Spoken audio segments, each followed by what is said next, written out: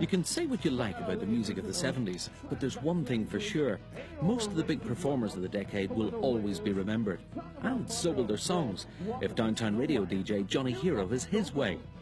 Hero is the lead singer with Glam Slam, a rock group that was formed to help revive the glam or glamorous era of the 70s.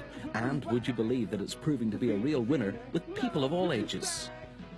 Years ago I was doing discos, and well, at the end of discos you're using party music where people can go daft to, and increasingly the demand was for 70s music, Gary Glitter, Sweet, Slade, stuff like that.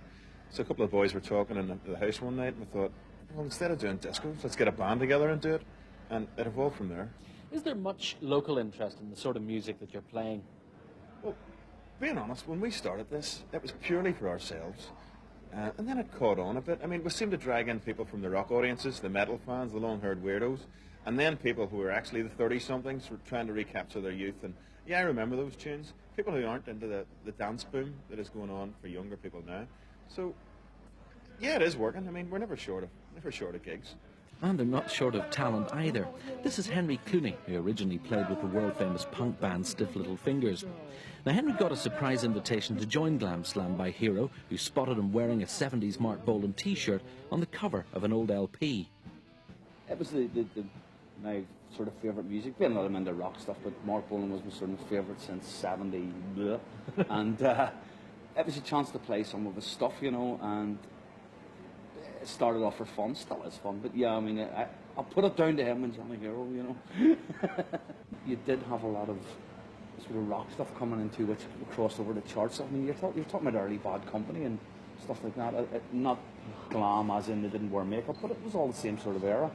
Oh yes, and now that it's been mentioned, makeup is compulsory for members of Glam Slam, who spend at least half an hour before each gig recreating those glam looks before they add the finishing touches by way of suits that are reminiscent of the big rock legends of the era.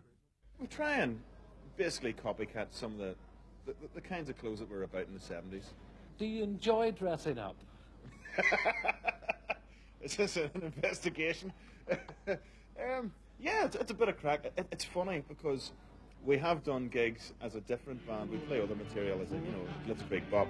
But when you dress up, it's like a release.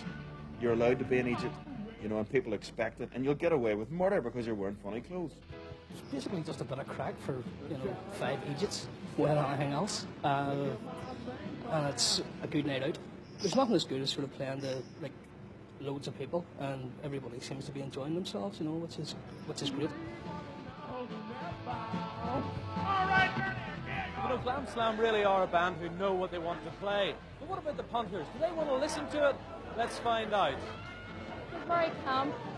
You know what we're going to play, so you're always going to know the songs. And I fancy the singer. He comes down onto the stage and dances with the crowd and calls everybody. It's brilliant. There's just good laugh, tongue in cheek. You just really relax and let yourself go.